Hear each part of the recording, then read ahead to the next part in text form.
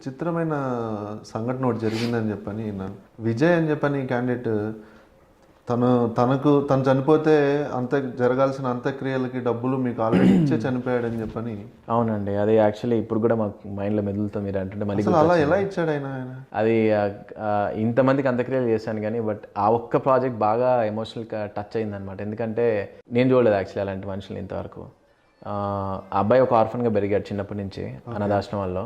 Job వచ్చింది, cab డ్రైవర్గా వచ్చింది రీసెంట్గా. జాబ్ వస్తే వాడు ఫాలో అయ్యాడు అనమాట పేజ్లో. అతను ఎక్కువ ట్రెడిషనల్గా ఈ స్పిరిచువల్ కాన్సెప్ట్స్ మీద ఉండేవాడు, అదందరికీ తెలుసు ఫేస్బుక్లో. సో మనది ఫాలో అయ్యాడు అంత్యక్రియల ప్రాజెక్ట్ని. వాడికి నచ్చింది ఎక్కడ ఆ ప్రాజెక్ట్, ఎందుకంటే వాడు కూడా ఆ కేటగిరీ నుంచి వచ్చాడు కాబట్టి తెలుసు ఆ పెయిన్ ఎలా ఉంటుంది ఆ అబ్బాయికి. ఆ అబ్బాయి దగ్గరకు వచ్చి ఒకరోజు సండే అంటే ఈ రోజు లాగా లైక్ ఈ సండే వచ్చి వెయిట్ చేశాడు అనమాట. యాక్టివిటీస్ అన్నీ అయిపోయినాయి, ఫైనల్లీ వెయిట్ చేసి కలిశాను అబ్బాయిని. కలిసినప్పుడు 4 hours వెయిట్ చేశాడు అబ్బాయి.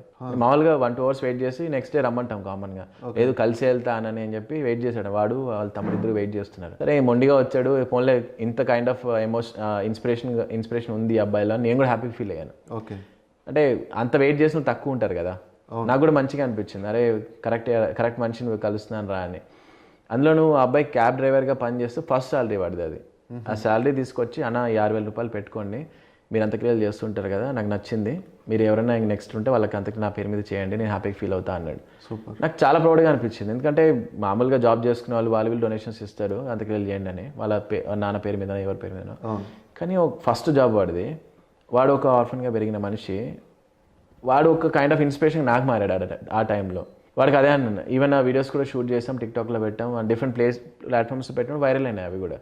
చాలామంది ఇన్స్పైర్ అయ్యారు, వాడిని అప్రిషియేట్ చేయడం. వాడు హ్యాపీగా ఫీల్ అయ్యాడు అనుకున్నాను నేను ఆ టైంలో, ఎందుకంటే నేను కైండ్ ఆఫ్ ఒక పాజిటివిటీ ఇచ్చాను అనుకున్నాను.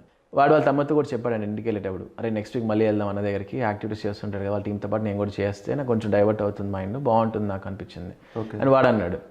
అది వాళ్ళ తమ్ముడు తర్వాత చెప్పాడు అనమాట 1 by 1 నాకు. అయితే 2 days తర్వాత, అంటే లైక్ మన హోమ్కి వచ్చి డబ్బులు ఇచ్చి ఆ వీడియో అంతా తీసి పెట్టిన తర్వాత 2 days తర్వాత కాల్ వచ్చింది నాకు మార్నింగ్ పడుకున్నప్పుడు. ఇట్లా అన్న విజయ్ అనే అబ్బాయి చనిపోయాడు మీకు తెలుసా అని. నేను ప్రాంక్ కాల్ అనుకున్నా.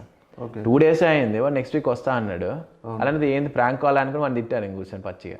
తిడితే వాడు అప్పుడు ఫేస్బుక్ చూసుకోండి కావాలంటే మీరు, ఫొటోస్ కూడా ఉన్నాయని చెప్పాడు. నేను వెంటనే ఫేస్బుక్ ఓపెన్ చేసి చూస్తే అప్పుడు ట్రాక్లో 2 partsగా విడిపోయి ఉన్న ఫోటో ఉంది.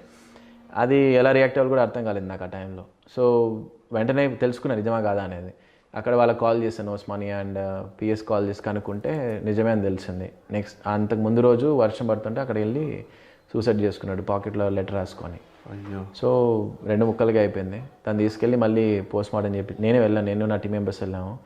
వెళ్ళి ఆ అబ్బాయి లెటర్లో రాసింది ఏంటంటే, నా అంత్యక్రియలు పంజాగుట్ట శ్మశానంలో జరగాలి అండ్ తొందరగా జరగాలి, ఒక 5-6 hours. అంటే 5-6 hours అని ఎందుకు అన్నాడంటే, మెయిన్గా ఆర్గాన్స్ని డొనేట్ చేయండి అనేది వాడి ఇంటెన్షన్. బట్ అన్ఫార్చునేట్లీ లేట్ అయిపోయింది. అది ఎప్పుడో రాత్రి 12కి చనిపోయాడు అంటే ఇక్కడ ట్రాక్లో తెలుసుకోవడానికి టైం పడుతుంది కదా, మార్నింగ్ ఎప్పుడో చూసింటారు కాబట్టి.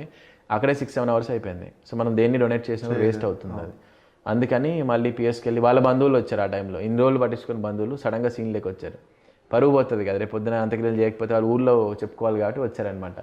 వచ్చి మేము ఊరికి తీసుకెళ్ళిపోతాం, ఆడ చేసుకుంటాం అని వాళ్ళు ఒక్క గొడవ పడుతున్నారు. ఈ అబ్బాయి లెటర్ రాసింది ఏంటి, ఆఖరి కోరిక పంజాగుట్ట శ్మశానంలో చేయాలనేది రాశాడు నీట్గా. నేను ఫైట్ చేసి, నేను టీం మెంబర్స్ కలిసి పోలీసు వాళ్ళు హెల్ప్ తీసుకొని ఫైట్ చేసి వాళ్ళతో ఉస్మానియాలో పోయి పోస్ట్ మార్టం చేయించి తర్వాత పంజాగుట్ట శ్మశానం తీసుకెళ్ళాం.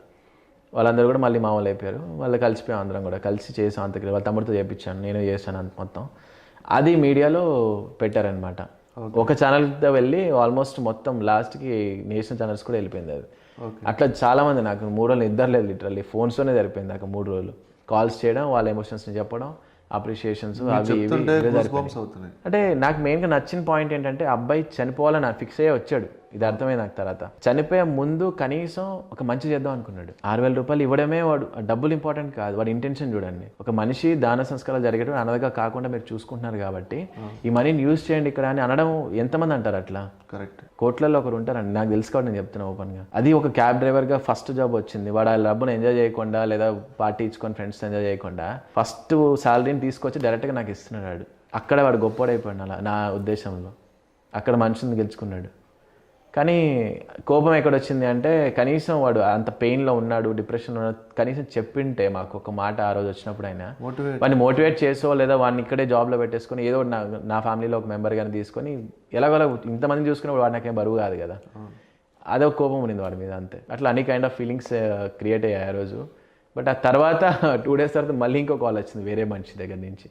వాడు కాల్ చేసి అన్న నేను చనిపోబోతున్నాను, నేను మీతో మాట్లాడి చనిపోదాం అనుకుంటున్నాను అని చెప్పి వాడు ఒక పక్క కాల్. అదో కైండ్ ఆఫ్ పిచ్చి నాకు. చనిపోవడానికి కాల్ చేశాడంట. అంటే లైక్ మీతో మాట్లాడాక హ్యాపీగా ఫీల్ అవుతుంది, ఇలా చేస్తున్నారు ఇదో చేస్తున్నారు కదా, సో నేను చనిపోయే ముందు మీకు కాల్ మాట్లాడితే హ్యాపీగా ఫీల్ అవుతాను వాడు కాల్ చేశాడు. వాడితో ఒక 1 hour మాట్లాడా. వాడిని ఎలాగోలాగో చేసి మాత్రమే మార్చాను. ఇప్పటివరకు బతికే ఉన్నాడు, వాడు జాబ్ చేసుకుంటున్నాడు కూర్చొని. అంటే నాకు అనిపించింది ఏంటంటే ఇలా సూసైడ్ అటెంప్ట్స్ చేసుకోవాలనుకున్న వాళ్ళు మన యంగ్స్టర్స్లో బేసిక్గా చాలామంది ఉంటారు.